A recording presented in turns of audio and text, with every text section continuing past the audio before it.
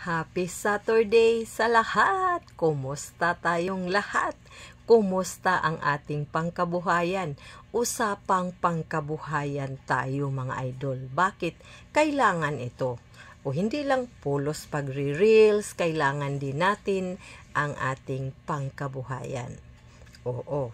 Isabay na din natin ang ating pag-reels, pero sa ating pangkabuhayan ay unahin talaga natin kung ano man ang yung makakaya natin para sa ating pangkabuhayan or yung hiyang talaga.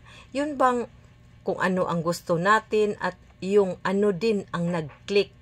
Oo, for example, may nakikita tayong pangkabuhayan ng ating kaibigan, ating mga kapitbahay or mga kasamahan, pero ginagawa natin pero yun pala ay napapagod tayo, hindi natin kaya or labag sa ating kalooban kasi yun, may hiyang-hiyang kasi yan.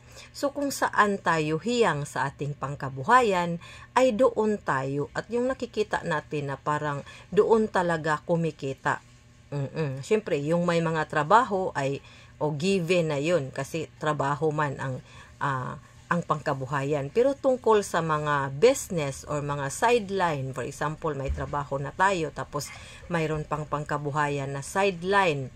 Kumbaga, katulad ng ating pagre-reels, isa din yan sa pangkabuhayan na sideline. Oo. So, kung ano ang hiyang at doon tayo masaya sa ating ginagawa na pangkabuhayan ay doon tayo mag-focus para iba man din pag may pangkabuhayan tayo na masaya tayo kahit medyo nakakapagod pero yun hindi labag sa ating kalooban. For example, may pangkabuhayan tayo pero napapagod pala tayo at saka parang nahihirapan or napipilitan lang tayong gawin. So, huwag natin yung gawin. Kasi, ang positive kasi na iniisip natin ay siya ding magdadala sa atin sa pag-asenso.